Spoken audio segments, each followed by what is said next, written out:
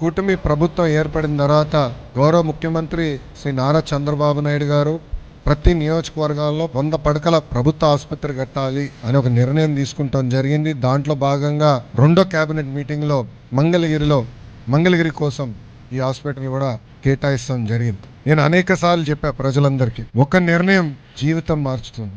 నా జీవితంలో తీసుకున్న ఆ నిర్ణయం మంగళగిరిలో పోటీ చేస్తాను.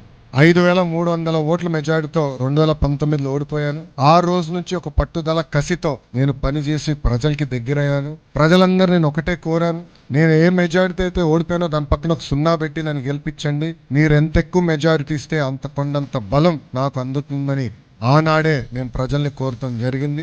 ఆంధ్ర రాష్ట్ర చరిత్రలో ఎప్పుడు రాని విధంగా 91,000 మెజారిటీతో నన్ను గెలిపించి శాసనసభకి మంగళగిరి ప్రజలు నన్ను పంపించారు. ఇట్లా ఎన్నికల ముందల మంగళగిరి ప్రజలకి నేను ఇచ్చిన హామీలు ఒక పద్ధతి ప్రకారం నిలబెట్టుకుంటా ముందరికెళ్తున్నా.